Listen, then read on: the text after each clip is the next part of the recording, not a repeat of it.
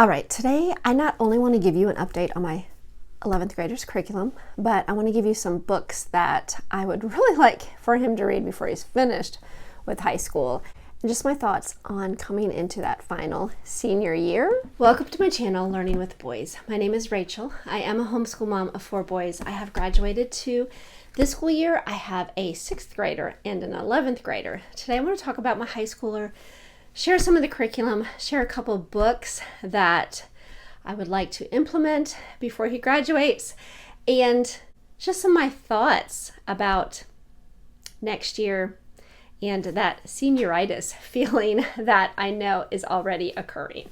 I am going to go ahead and get started with his curriculum, just give you an overview where he is at and how things are going. I do want to say I love doing homeschool content, past and present. If you're new here, I would love for you to subscribe and join us. And if this video is helpful in any way, please give it a thumbs up. That would encourage me so much. All right, let's go ahead and get started with language arts. For language arts, he is working his way through structure and style from IEW with his writing. Now, I think I did a update maybe at the beginning of the year or the end of last year, how we sort of took a little bit of a break through this. We are working through it over 2 years. And he is also taking some dual credit courses where he is implementing some of this, which is great, which has been helpful. I want him to be able to see it outside of just his basic schoolwork. So he is a little bit behind.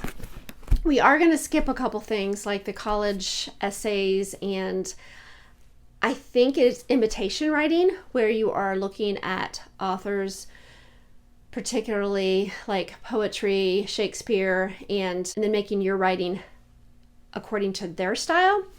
It's just something that I don't feel is necessary in the direction he's going. So guess what? With any curriculum, you can make it work for your family, and that's what we're going to do. But I do want him to have his essays down, so that's what we're going to skip to and start working on that. He has done one, but I want him to continue with that. I want him to finish up that for the school year. He is also still doing a dual credit, which is actually, he did Old and New Testament, so he's doing New Testament this semester. But it does require a reading of a book and then like a essay at the end of each week. So he is writing also. Okay, and for grammar, he is working on Fix It. So he is continuing on with that, and he is on book 6. Now, for literature, you have heard me talk about Pilgrim's Progress. This is actually a workbook where after each chapter, you're discussing the chapter. There's questions and answers. I'm also doing this with my 6th grader. We are hoping to be done in the next month. This has gone slower than I thought, but I am so thankful that we are pushing through and continuing it. It's been definitely something, if you have not done, I would definitely encourage this as one of your books before they graduate. It has been such a blessing. For math, he is continuing with Matthew C. Geometry, and he's going to finish this up. I will mention some more at the end of the video, but I will mention he pretty much is done with his math credits for this. He is working on finance, and that's something I'm going to talk about here in a little bit, and my thoughts on that. But for math, we haven't decided, he may take a dual credit of math that will be required in what he wants to do. So we're not sure how much working and how much dual credits he will do next year, and I'll talk about that in a little bit. So seems to be doing okay with this, really working through it pretty independently, so I'm thankful for that. Science for a little bit, he needed 1 more credit. He did I think I called it physical science, but if you go back to some of my 9th grade videos, I talk about the science he used, and it was more like a chemistry and physics that year, but I counted it as 1 credit for physical science, and then he did biology. He needed 1 more credit, and we are doing astronomy from master books this school year. I probably will do a final look through review of this, make a video just for it if you are interested. He did read through the Stargazer's Guide of the Night Sky. It's a very thick book. I think I've talked about that in one of my other updates and the moon video. He just finished this book, The Created Moon, This was really, really good. Just really built your faith. That's what I like about this, is it's really giving you the view from both sides. But in the last chapter is a chapter that gives you answers to critics, which is great. I really feel like the whole book was helpful in that area. So it's amazing how much talking about the moon can do that. It was great. And he will be starting, he's got to watch this video, Created Cosmos. And then he has this one book by Jason Lyles, Taking Back Astronomy. And I'm excited about this. I have read some of his Jason Lyles stuff, and I actually will be talking about that in another video soon, talking about another curriculum. So if you're interested, subscribe. I'm excited about it. All right, so that is science. He just has to finish that one book. And of course, in this guide is the question answer flow. And sometimes we work on the science together, and sometimes he does it on his own. So it just depends on how much time I have to spend with him on that. Okay. Before I get into history, speech, economics, and finance, I want to stop right here and mention a couple books that my two older boys, and I'll share which one has read which, have read, and I would like to implement it in his schedule and have him either listen to on Audible, because I think, well, they're all on Audible but one, and have him either listen or read these before he graduates. Because let me tell you, the first one is, and I don't actually have the book because it was something I was interested in and I found on Audible, and my second son listened to it. And that is called Do Hard Things, A Teenage Rebellion Against Low Expectations. Now, my second son read that after he had graduated and said, I wish I would have listened to that earlier, like in high school. So, and I feel like, oh my goodness, my 11th grader's almost done with 11th grade, and I had these thoughts in these books that I wanted him to implement and read, but it has not happened yet. I almost think once he's done with the school year, he will have a very busy summer, but since they're on Audible, he will have more flexibility since he's not having to listen to some other things to listen to these books. And I think they'll be more of a uplift, encouragement books. He will, not that he doesn't enjoy his school books, but just a different thought process as he is growing into a young man. So I am looking forward to him listening to that book. The other book my oldest listened to, and that is I Dare You. And this is by William H. Danforth. And I remember sort of breezing through the beginning of this, really wanting my two older boys to read this. And from what I remember, it just really starts out in just helping you. I think it really just encouraging you to step up as a man, to go beyond what you think you can do. So I think this would be a good read for a high schooler. Now, this last book is actually mentioned in one of the Heart of Dakota guides, and I don't know if it's in this school year, which would actually be the senior curriculum I'm using. So it could be, or it could have been last year. And none of my boys have read this, but I did find it on audio, and it's Thoughts for Young Men.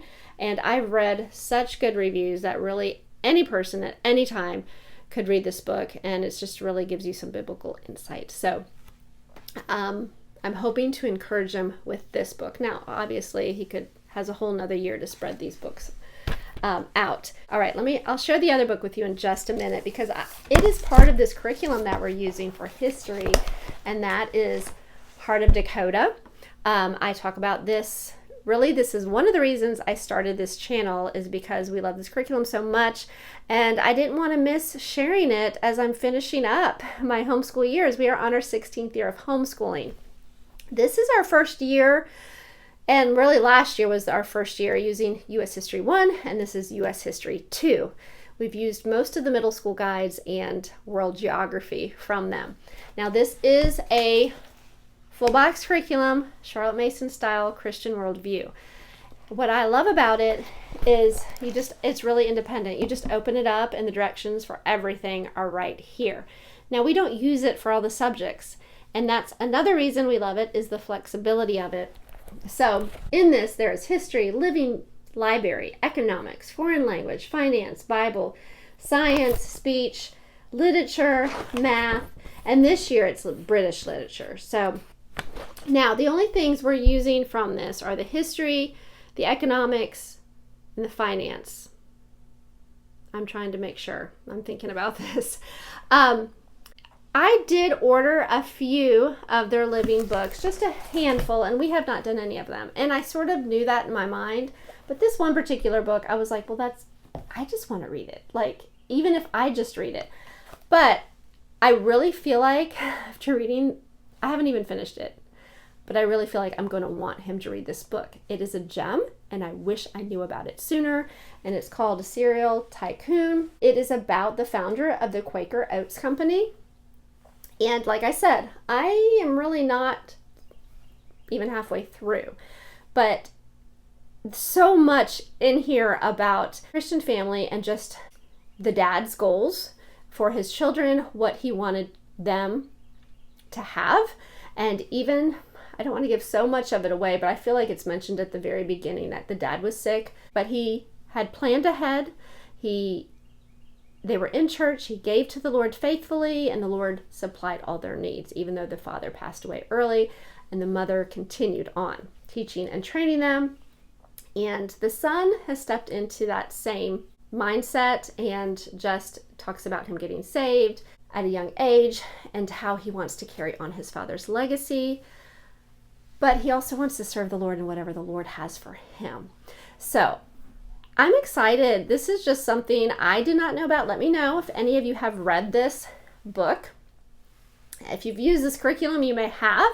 I have never heard of it. So I am excited to finish that book. And then I'll probably, even my 6th grader, because in my mind is like, this would be a great read aloud. And if you have a high schooler and you think, oh, they don't need read alouds anymore, all my high schoolers loved it when I did read alouds. So that could be something that one thing we do maybe next year together is just read a book or two.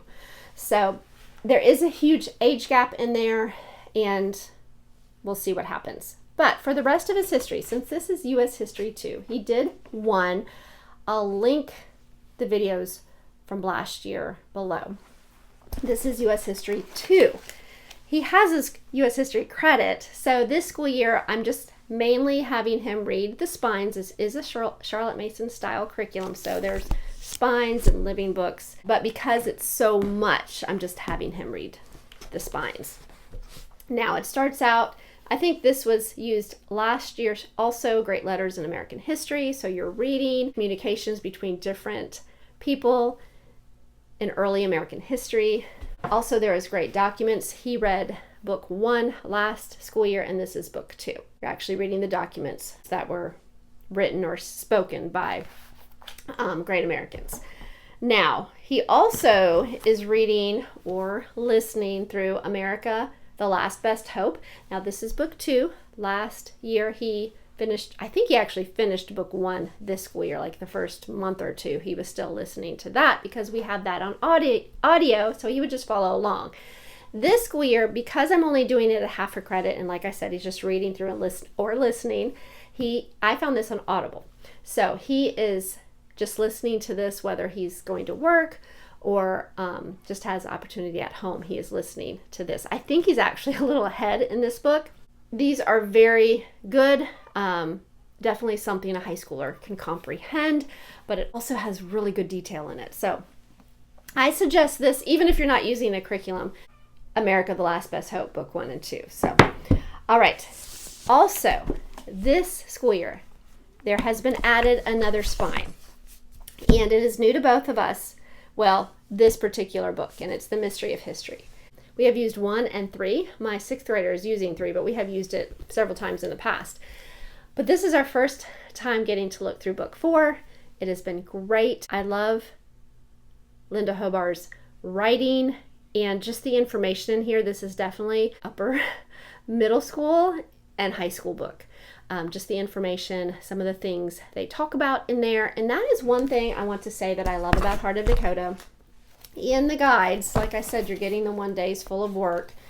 And this side is your history, living books, economics, things like that. She will let you know ahead of time if it's something, as a parent you might want to know about or are concerned, because all these boxes are independent. Now, I am reading this book with my son because I think I read it once or twice. I'm like, every time you read this, bring it to me, because I enjoyed it so much and I wanted to be able to be a part of it. But also, they had this laid out. It's not like you read chapter by chapter by chapter. Heart of Dakota actually has, like, you might read and not finish, like, you might just read a few pages of a chapter and then you go to another section and read. She just has it spread out where it's really you're talking about one thing for a while and all of the details about that. So I know it's a little bit hard to explain, but I'm absolutely loving how she's doing it, even though sometimes you're like, I'm supposed to go back that far and read, but there was a section that we skipped that totally related to what we needed to read about today. So it's really been good. And so it's been a little bit different than just reading chapter from this book. So that is history. Now for speech, he is going through Secrets of Communicators, this program, and there are videos. So he's watching the videos, and all that is written in the guide of what he's supposed to do each week. He read a book at the first semester, and that was really good, and I mentioned that in an update video. And now he's working through this. And I've watched a couple of the videos, and they are really, really good. I highly recommend this if you are not familiar with it. All right, so for economics and finance. Finance is Dave Ramsey DVDs for homeschoolers. He is also reading Money Matters for Teens.